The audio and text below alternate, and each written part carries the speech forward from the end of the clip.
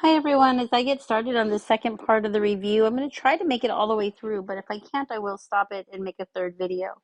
So now what we are going to be doing is looking for the cube root. The cube root is something that is multiplied times itself 3 times to give us that number.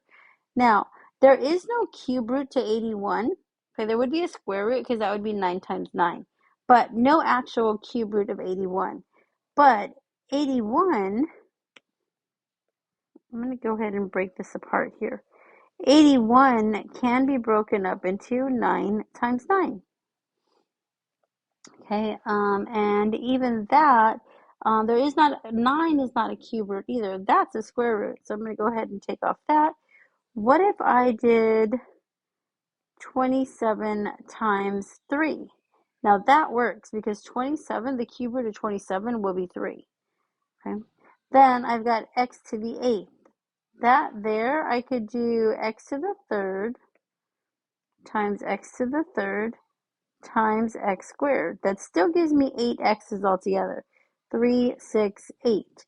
Now, the reason that I broke them up in groups of 3 is because I have this cube root on the outside. So I need things that are perfect cubes. So the cube root of 27 would be 3. Okay. Cannot take a cube root of 3. The cube root of x to the 3rd is x. The cube root of x to the 3rd is x. And there is no cube root to x squared. So underneath the radical, I'm still left with 3x squared. On the outside, we also have 3x squared, oops, forgot to put the cube there, times the cube root of 3x squared. Okay? So this here would be our solution for this problem. All right, so the next one, write the equation in the inverse form. Inverse functions, we are simply going to swap the x and y, and we are going to solve for the x in the equation after we swap them. So remember, f of x is the same thing as saying y is the output. So y is equal to x squared minus 5.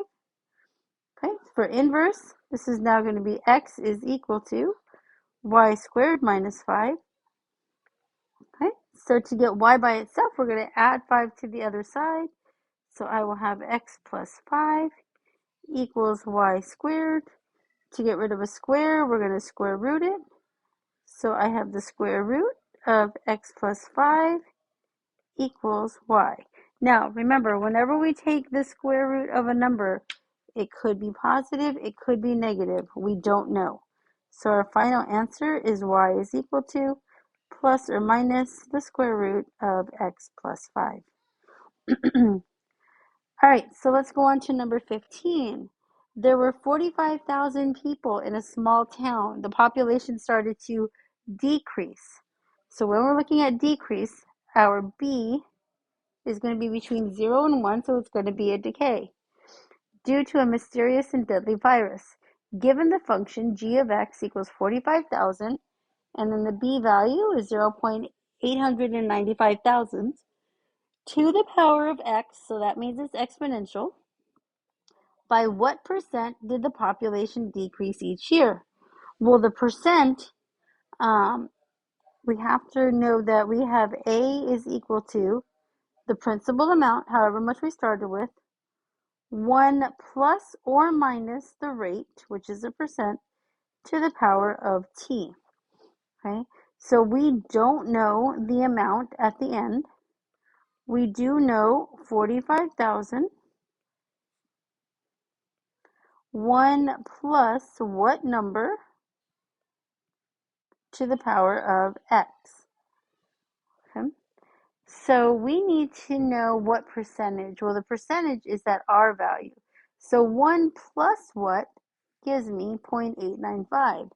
Well, if 0.895 is smaller than 1, it's not really going to be 1 plus 1. It's going to be 1 minus what would give me 0.895. So 1 minus the r here, could be plus, could be adding a negative number. So whatever number we find when we do 1 minus r, that's the number would give us 0.895 thousandths.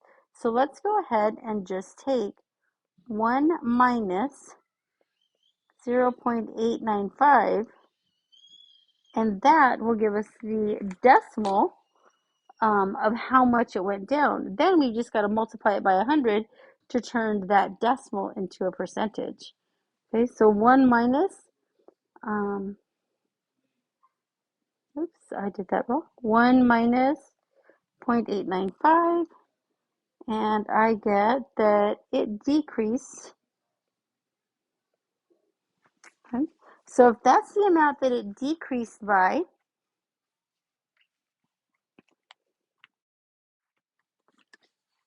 we got to multiply that to turn it back into 100, and we get 10.5%. So that is how much it is decreasing by each year. So a decrease of 10.5% each year. Okay. All right, for number 16, we are looking for cube roots. So I need the cube root of the first term and the second term. This first term is our a value. This second term is our b value. So what is the cube root of 8x to the third? In that case, a is 2x. 2x times 2x times 2x gives us 8x to the third. The b value is 3. 3 times 3 is 9, times 3 is 27. So now, using this difference formulas, we're just going to plug in what we know. A is 2x minus 3, which is our b value, times 2x squared plus 2x times 3 plus 3 squared, close parentheses. Okay, so I've just replaced all the a's and b's with these values right here. Now we've got to go through and simplify this so that we have 2x minus 3 is our first factor. The second one is 4x squared plus 6x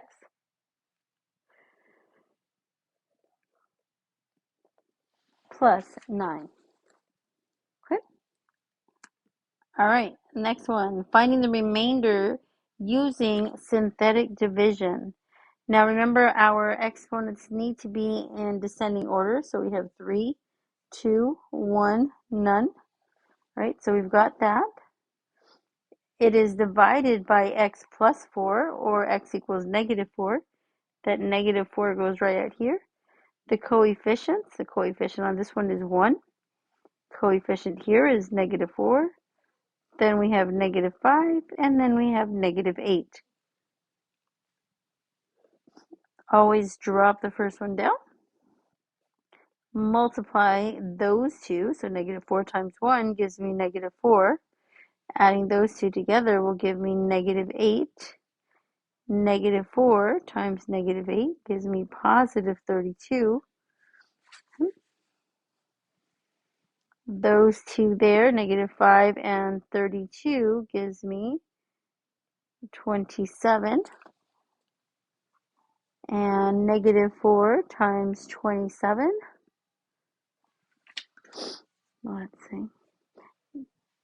So you're always taking this times the newest number on the bottom.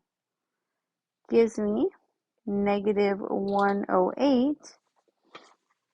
Okay, taking the negative 108 and the negative 108, that's going to give me negative 116 when I add them together. So our answer on this one is negative 116 when it's asking us to find the remainder. That remainder is that last value at the end. All right? All right, let's go on to the next one, describing end behavior. Okay, so I'm looking at this one and I see that it's to the third degree here.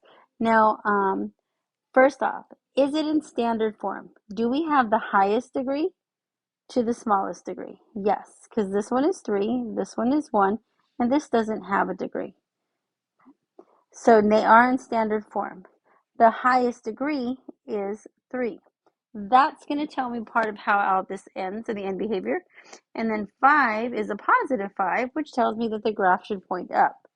Okay, so on this one, I'm going to do a couple of quick notes here. First off, if I had y equals x, that would open in this direction. If I had y equals x squared, it would do this. If I had y equals x to the third, it would do this. Y equals x to the fourth, and it would do this. Y equals x to the fifth, and that one would do this. Okay, what do you notice about all these? Well, one thing that I notice is that all of them on the right side is pointing up. And the reason that is because when the a value is positive, they're going to point up. So this is positive 1, positive 1, positive 1, positive 1, positive 1. Okay, so as long as the a value is positive, the right side's going to point up. Now, if the right side is negative, if it's y equals negative x, well, negative people look down. If we have y equals negative x squared, then the right side still points down. If I have y equals negative x to the third, the right side still points down. Y equals negative x to the fourth, the right side still points down. And same thing with y equals negative x to the fifth. Okay, so notice on these ones, when they're negative, the right side always points down. So what we are looking for is x to the third, and 5 is positive. So looking for x to the third where 5 is positive, this is the one I'm going to look at. Okay. Now, what is the end behavior? Well, on the left side over here, as x is going further to the left, y is getting further down. So as x approaches negative infinity, y approaches negative infinity as well.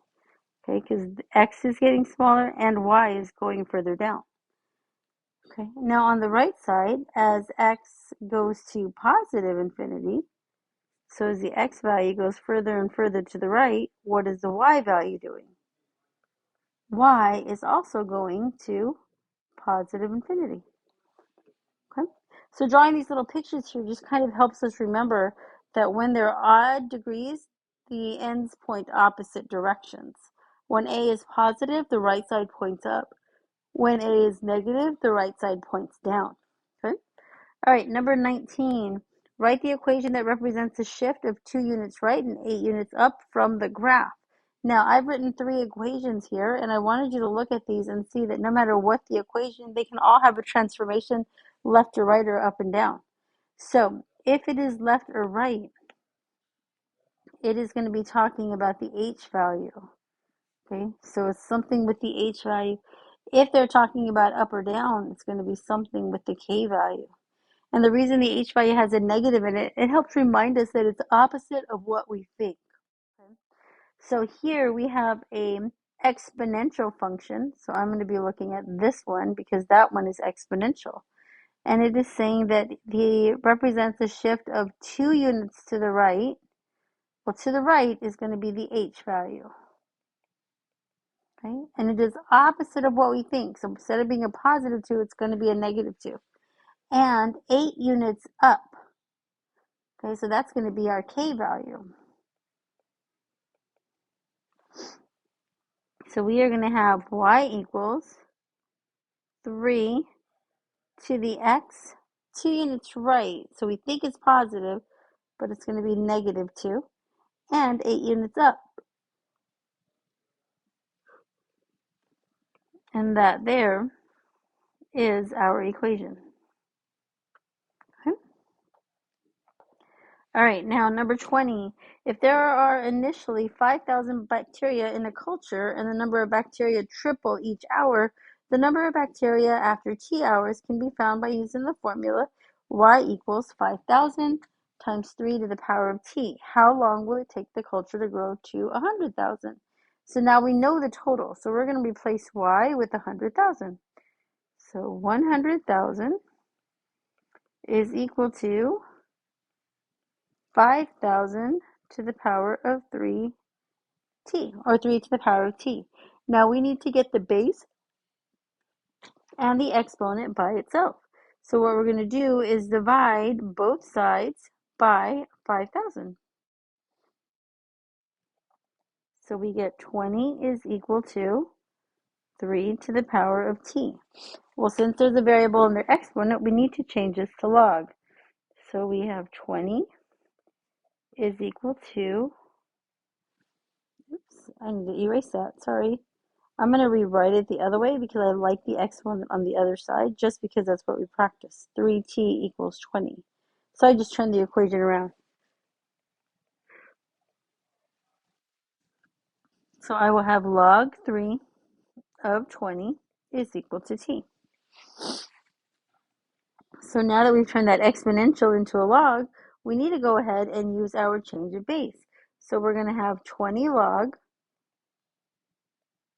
divided by 3 log, and we get 2.7268 is equal to t. Well, what are we talking about? Well, it takes this culture 2.72 or 73 hours to grow up to 100,000 bacteria. Okay? All right, 4 more. Let's see if we can get these done. Mrs. Lopez surveys her class about their siblings. In a class of 55% of the students have a brother, and 62% have a brother and sister, and 40% have both a brother and a sister. What is the probability that a student has a brother or a sister?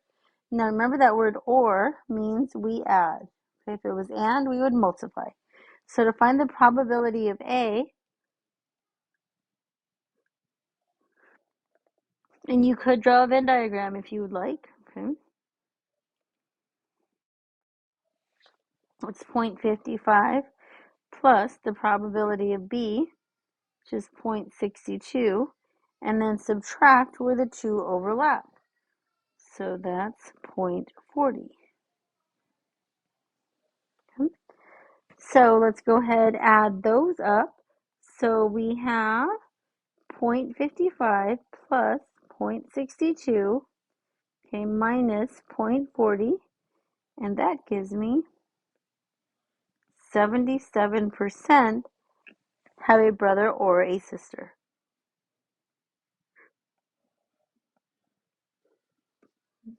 Okay. All right, a contingency table for a class is shown. What is the probability that a student selected at random is junior, given that the student is female? Given they are female, that means I can only look at this information. Okay, so given that they are female, I'm only looking at that row that has the females in it. All right. What is the probability they are a junior? Where there is 6 out of 16 juniors. Okay. That can be reduced to 3 out of 8. All right. Converting degrees into radians and radians into degrees. I'm going to go ahead and skip over those till we talk about those. These next ones, we are going to be simplifying 5i and 5i. So we are multiplying them. 5 times 5 makes 25. I times I makes I squared. Well, I squared we cannot have, so we change that into a negative 1. So we have 25 times negative 1, and that gives us negative 25. Good. All right. Hope that some of these videos help, and I look forward to seeing you all in class tomorrow.